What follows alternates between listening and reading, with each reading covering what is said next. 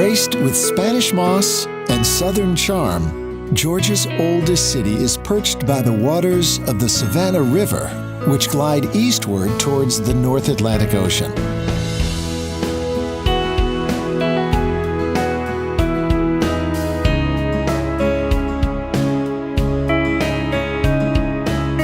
Just a 2-hour flight south of New York, Savannah greets travelers with open arms. It charms all who come with historic splendor, bewitching tales, natural delights, and Southern comfort flavors.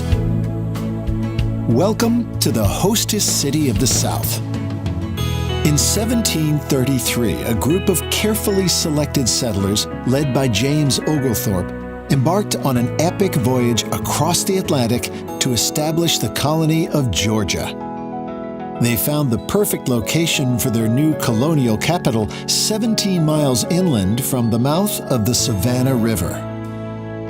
In one of the earliest examples of Southern hospitality, the settlers were welcomed peacefully by the native Yamacraw tribe. The new township thrived, free of the bloodshed which had stained the beginnings of many American colonies. Dreaming of a new world utopia, Oglethorpe envisioned a city overflowing with lush open squares. These generous green spaces are where the city comes to breathe and have earned Savannah its second nickname, the Forest City.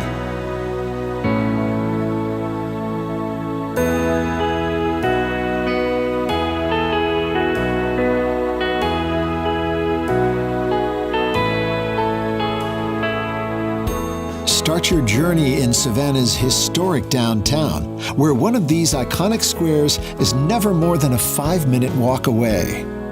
Each is an oasis of natural gifts, from the sweet aroma of magnolia and crepe myrtle to the ethereal beauty of ancient oaks.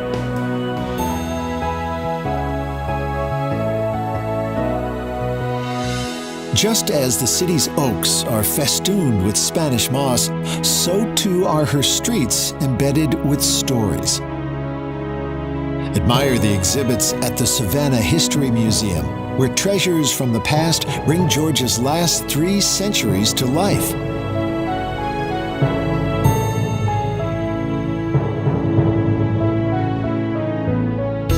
Savannah's history is not confined to its many museums.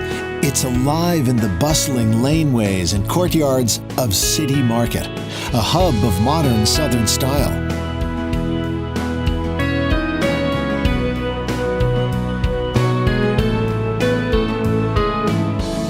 Despite a culture of revitalization, many of the city's historic houses have been lovingly preserved. Visit Davenport House, saved from the developer's wrecking ball in the 1950s by the determined ladies of the historic Savannah Foundation.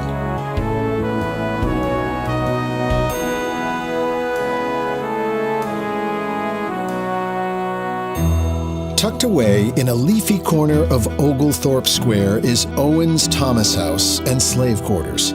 Wander the extravagantly furnished halls and learn about Savannah's upper class, whose wealth was built on the toil of enslaved men, women, and children. Then step inside the humble slave quarters for a glimpse into the injustices suffered by the black people who were imprisoned here. Finally, call into the Telfair Academy, a fine example of 1820s grandeur, which became the very first art museum in the South.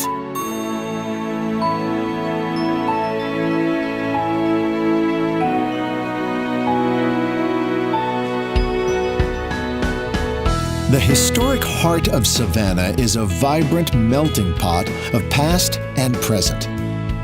Wander along River Street, cobbled with ballast stones, which arrived in the bellies of trading vessels from across the globe. Today, funky restaurants, breweries, and shops have taken up residence in the cotton warehouses of old.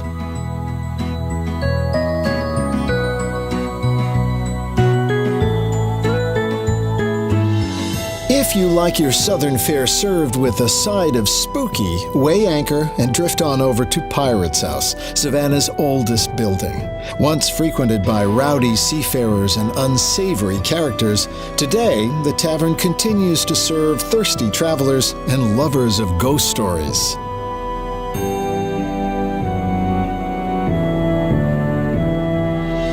Tales of paranormal oddities abound in the city of Savannah.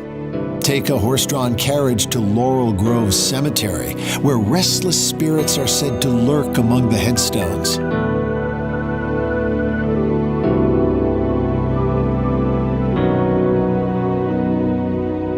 Moss-laden crypts and mausoleums can also be found at the Bonaventure Cemetery, made famous by the best-selling novel Midnight in the Garden of Good and Evil. Pay your respects at the hauntingly sweet burial site of Little Gracie, where they say the child spirit plays with toys left at her grave. But fear not. Despite reports of ghostly apparitions, Savannah knows how to soothe travelers with comfort food. Share a meal of home-style Southern fare with neighbors and strangers at the communal tables of Mrs. Wilkes' dining room. Then head to Leopold's and savor a scoop of creamy goodness from a 100-year-old ice cream parlor.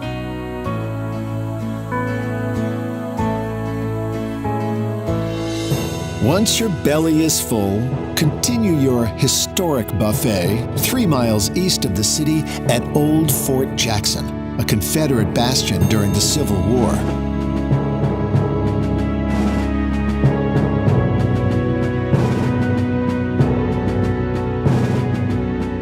Travel further east to hear the crack of the 19th century cannon fire at Fort Pulaski National Monument, a Civil War stronghold overrun by Union troops after a grueling 30-hour siege.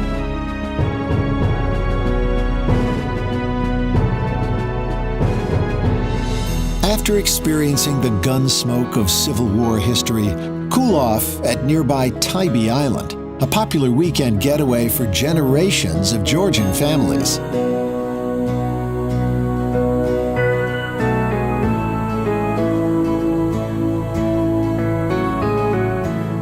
On your way back to the city, be sure to stop at the Wormslow Historic Site. Cruise down the Avenue of Oaks, then explore the tabby ruins of the estate of Noble Jones, one of Georgia's earliest colonists.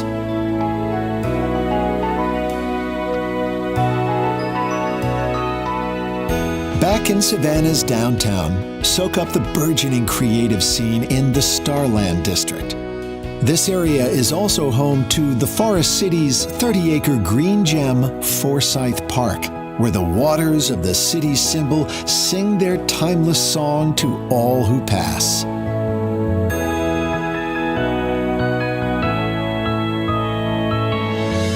So come, traveler, come to a destination which opens its arms in welcome. Be embraced by the hostess city of the South. Eat of her bounty. Be swept up in her stories and fall in love with her irresistible Southern charms. Chances are you'll want to linger here for a while.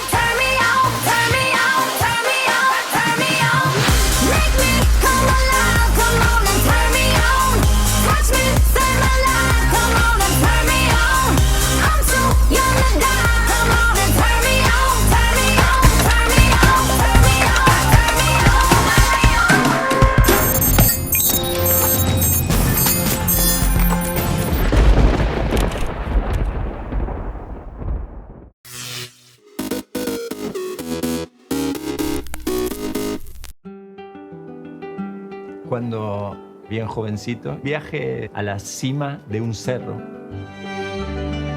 Podía ver todos los volcanes nevados que me rodeaban.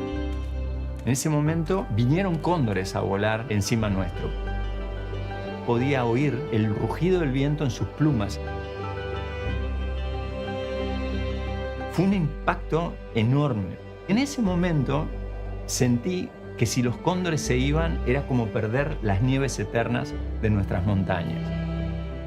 Yo soy Luis Jacome y trabajando hace 3 décadas para la conservación del cóndor andino. El cóndor andino es el ave voladora más grande del planeta. Es un pájaro capaz de medir 3 metros de envergadura alar, que cumple un rol invalorable en el ecosistema. Al ser carroñero, limpia los campos de foco de infección. Cuando comenzamos con el trabajo, el cóndor estaba dando signos inequívocos de vulnerabilidad, de extinción. El programa de conservación cóndor andino tiene pilares importantes. Uno de los pilares más importantes del programa es el rescate. Cuando un cóndor está en problemas y se le brindan atenciones de alta tecnología, de alta complejidad, otro de los grandes pilares está en la incubación artificial, en la cría, porque estas aves tienen muy baja tasa reproductiva. Tienen una cría cada 2 o 3 años. Hacia 1996 habíamos obtenido el primer pichón de cóndor nacido en Latinoamérica. Eso nos valió el premio Rolex. Gracias al premio de Rolex, nosotros comenzamos con el programa de reintroducción. La primera suelta de esos primeros pichones es increíble. Hoy hemos logrado liberar 219 cóndores en la naturaleza. Y con el Centro Goddard Espacial de NASA pudimos desarrollar los transmisores satelitales. Gracias a las tecnologías de seguimiento, nos enseñan qué lugares son específicamente importantes para ellos. Esto es una herramienta realmente poderosa. Junto con los gobiernos, las declaramos santuarios del cóndor. Tenemos más de 56.000 kilómetros cuadrados de áreas naturales protegidas y esperamos incluso llevar esta estrategia a países vecinos. A pesar de todos los logros alcanzados, en este momento el cóndor enfrenta problemas realmente tremendos. Algunos pobladores rurales estaban poniendo veneno sobre ganados muertos, intentando matar grandes carnívoros, y cuando el cóndor baja a comer, lo envenena y lo mata. Hacemos encuestas con pobladores rurales, hacemos campañas educativas y estamos haciendo un esfuerzo enorme a nivel nacional para tratar de abordar este problema. Mucha gente hace el cambio. A través del cóndor se produce esa magia que de golpe uno entiende el lugar que ocupa, ¿no?, en este mundo. Eso es invalorable. Para eso estamos trabajando.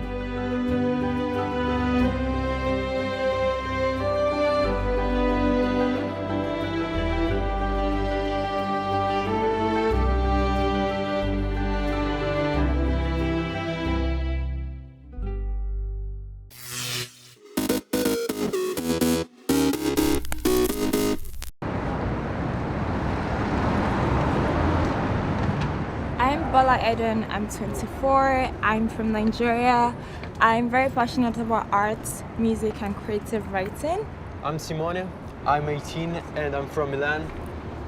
I love making music and I love movies. I think his style is very colorful, very vibrant, very joyful. It takes me back to a happy place and I love how expressive it is. I think it brings out our innate childlike individualities. I love Milan. It's an unpredictable city. It changes every day and you never know what you're gonna experience when you visit it. Art inspires my roots. It helps me express myself. It inspires the creative side of me. It allows me to express myself in every way, form and shape.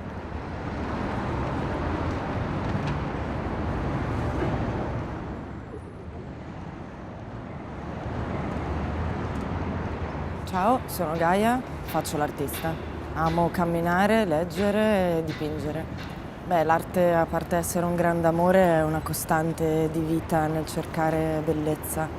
Milano la trovo una città piena di stimoli artisticamente. Abito nella zona Navigli, mi piace tantissimo anche perché c'è l'acqua, che è un elemento maschera caratterizzante di Milano. Mi piace molto lo stile di Giampiero d'Alessandro perché è semplice, è giovane, è colorato. Il mio stile è dettagliato, è abbastanza minuzioso. Reinterpreto capi tagliandoli, cucendoli, ricamandoli con le mie illustrazioni. La prima cosa che mi viene in mente se mi dici arte è libertà, emozione.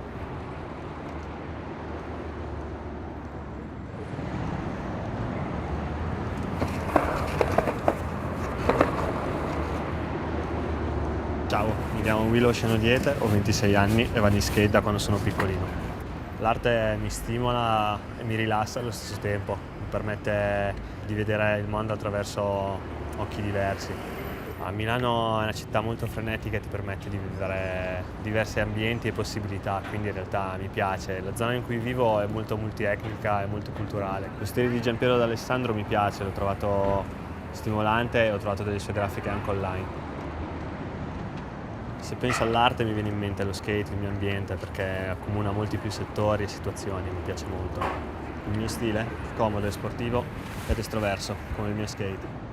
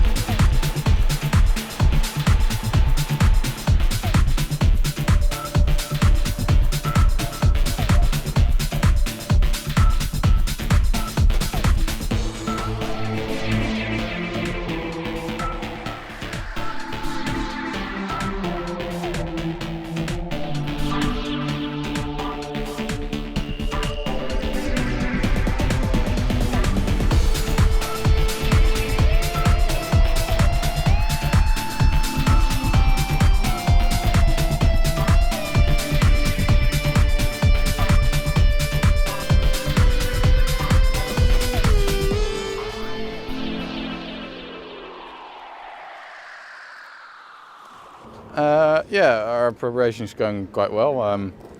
Yeah, we've just been working hard, pretty much after the Olympics straight on, and it's been going well. Yeah, it looks quite light now for the next few days. Maybe we'll get a bit more wind towards the end, but yeah, I don't know. We'll just race with what we have. And expectations for the week? Oh, I'm not too sure. At the moment, we're just trying to get better, and as you say, prepare for the next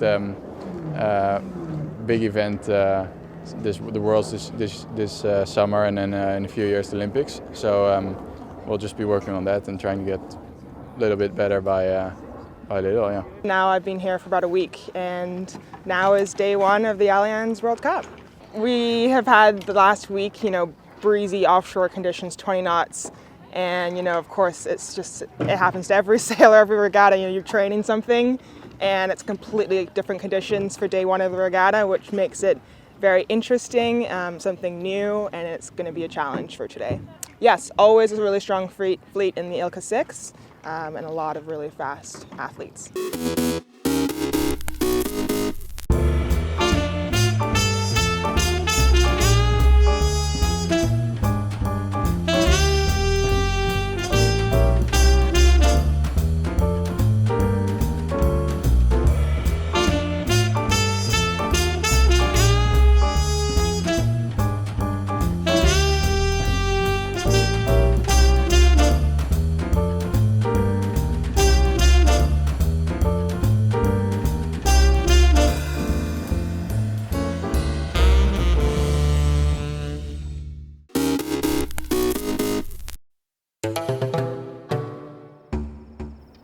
The Kalahari's got its own draw. It's vast and it's forever. You've just got to get into those sand dunes on your own, and there you're going to find a lot of solitude. It can seem like a place of massive emptiness, but you suddenly find 5, 6 different animal tracks right there. There's this huge amount of life, and when I'm on a filming project, I really like to try and live like the animals do so that I can experience the hardships that they're going through. I want to see wildlife in a totally different context, and that's really, I suppose, what draws me to the Kalahari. It's the vastness and the openness. I really enjoy being able to see these massive distances. Those are great images and things that stick with you.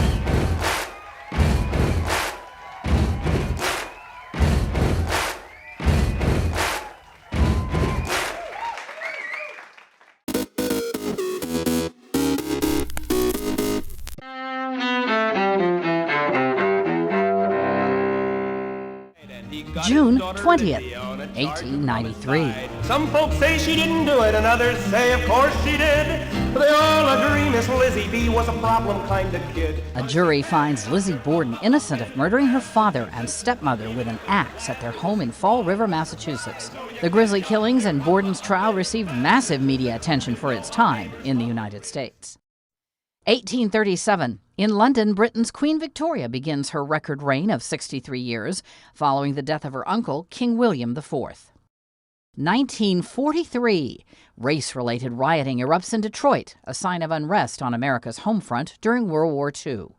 Federal troops are sent in 2 days later to quell the violence, which leaves more than 30 people dead. 1967. In Houston, boxer Muhammad Ali is convicted of violating selective service laws by refusing to be drafted during the Vietnam War. The U.S. Supreme Court ultimately overturns Ali's conviction. Already stripped of his title, Ali is allowed to return to boxing more than 3 years later. And 1975.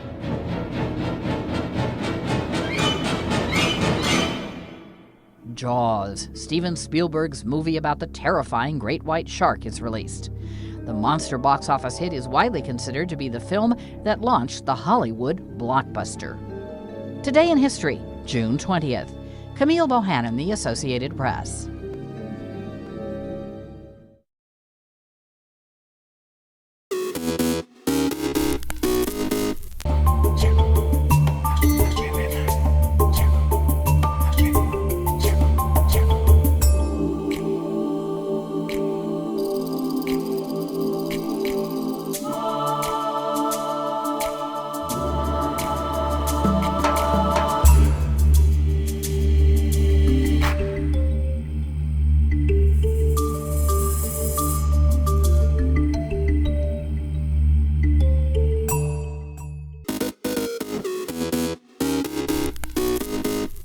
Welcome back in our studio, and in today's news,